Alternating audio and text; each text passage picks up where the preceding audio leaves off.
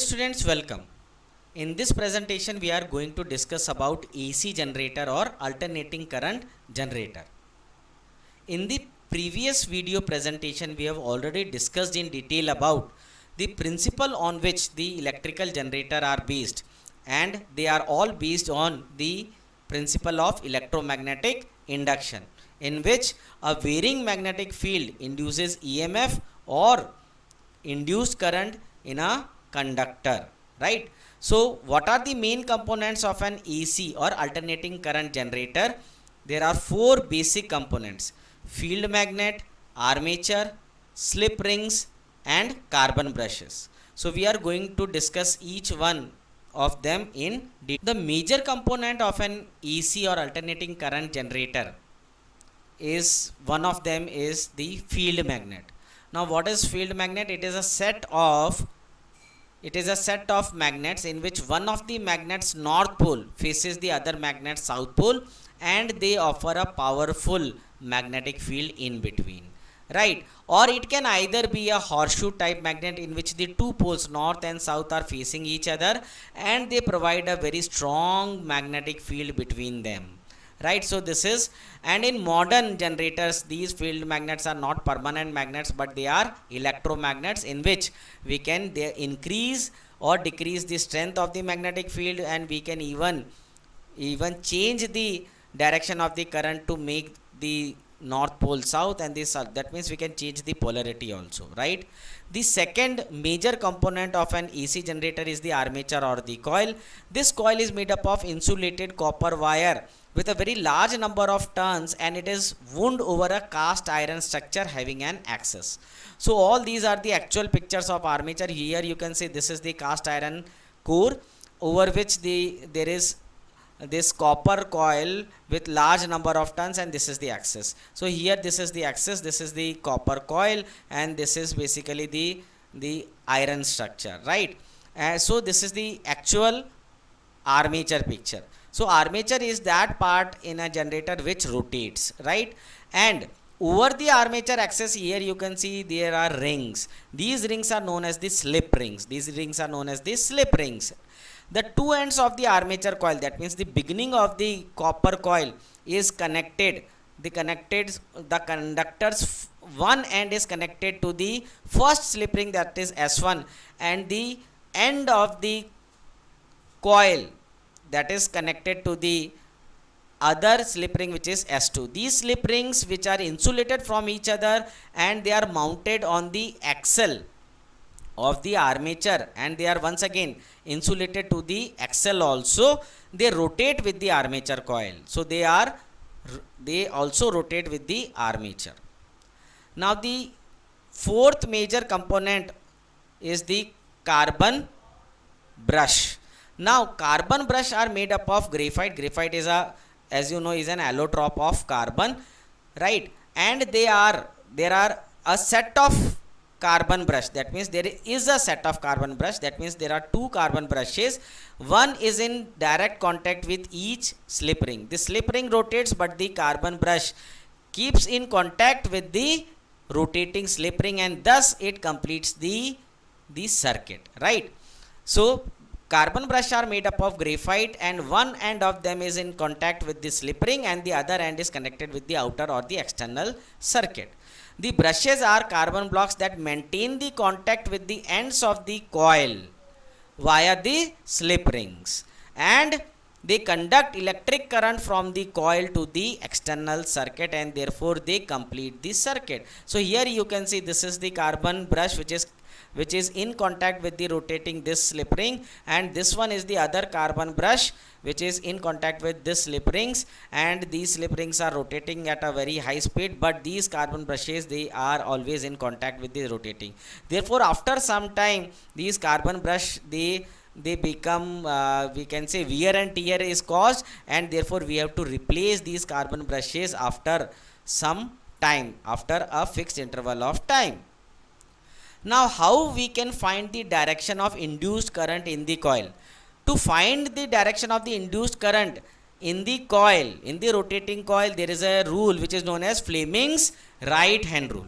The Fleming's right hand rule is used to determine the direction of induced current in the conductor coil. Now, according to this rule, stretch the thumb, forefinger and the middle finger of your right hand, and they should be mutually perpendicular to each other, such that the forefinger points in the direction of magnetic field, that means from north to south, and the thumb is along the direction of motion of the conductor, that means the motion of the armature. Then the middle finger will give you or will point towards the direction of the induced current in the conductor. This rule is used to find the direction of induced current in the generator coil. Here you can see this arrow shows the direction of the conductor or the armature, right? This is the direction of the motion of the conductor. This is the direction of the magnetic field, that means this is the north and this is the south, north to south, and then this is the direction of the induced current in the generator. So this is very useful, and you have to by heart it to find the direction of the induced current in the coil, right? So let us now study about the working of AC generator. When the armature is rotated between the poles of magnet by a mechanical energy upon an axis perpendicular to the magnetic field, the flux which is linked with the armature changes continuously. Now, due to this, an EMF is induced in the armature. This produces an electric current which flows through the galvanometer and the slip rings and the brushes. The galvanometer swings between the positive and the negative values, which indicates that there is an alternating current flowing through the galvanometer.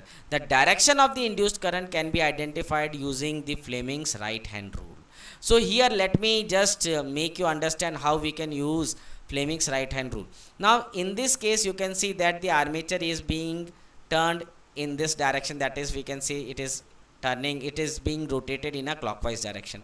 So what happens, the magnetic field is in this direction, north to south direction, you can see, right? So the planes of the armature, that is AB and CD, are perpendicular, they are perpendicular to the magnetic field. So what happens when it is rotated, the armature is rotated clockwise, the end AB will go upward and the direction of motion of the CD will be downward.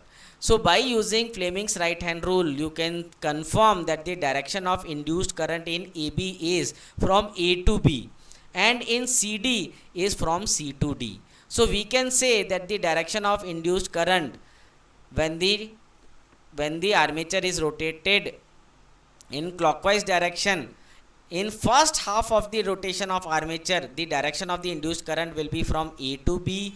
Then in B to C, there is no induction of current because this is parallel to the magnetic field. But the induced current in AB will flow through BC. Then the direction of induced current in CD will be from C to D. From C to D, it will go towards the slip ring R2. R2 is joined with the brush B2, so the induced current will flow in the external circuit from the brush B2 towards the galvanometer, right? So this will be the direction of induced current. Okay, now what happens in the next half rotation? So you can see after half rotation, the direction of the current in the armature will get reversed. Why? Because now you can see the plane, that means the arm of the armature, that is DC, CD arm has come to this side and the AB has come to this side after half rotation, but the rotation still is in the clockwise direction. So now what happens, this CD arm is going in the upward direction and this AB arm will go in the downward direction. So once again, by using Fleming's right hand rule, the direction of induced current, you can confirm that in the arm CD, the direction will be from D to C. Of course, there will be no induction of current in the CB, but the induced current in this particular arm DC will flow through BC and the direction of induced current in BA will be from B to A. So the total direction of the induced current will be from D to C, C to B, B to A, and from A it will go into this slip ring R1. From R1 slip ring, the brush B1 is connected, so it will go from the R1 slip ring to the B1 and from B1 into the galvanometer. So in first half of the rotation, the direction of current is from B2 towards galvanometer, and in the next half rotation you can see from B1 into the galvanometer. So in first half rotation it is from, you can say, the first half rotation, the direction of current is from the other side of the galvanometer, and in next half of the rotation it is reversed from the other side of the galvanometer, right? And therefore the current induced is known as the alternating current, right? So this is the AC current generator. So AC current generator, when a coil is turned in a magnetic field, it cuts the lines of magnetic flux. This causes a current to be induced in. So let us just have a recap about the operation of AC generator. So what happens when a coil is turned in a magnetic field? When a coil is turned in a magnetic field, it cuts the lines of the magnetic field. That means there is change in the magnetic flux associated with this armature coil, right? So this change in the magnetic flux causes the current to be induced in the coil. This current flows through the coil to the ends where it is attached to the slip ring. The slip rings are attached to the two carbon brushes, and through the carbon brushes the current comes to the external circuit. So as the coil turns through the perpendicular, the direction of the current get reversed, and thus we get the induced current, which is changing its direction after every half rotation of the armature, and this current is known as alternating current, right? So I hope that you have understood. Thank you for watching. Please do practice.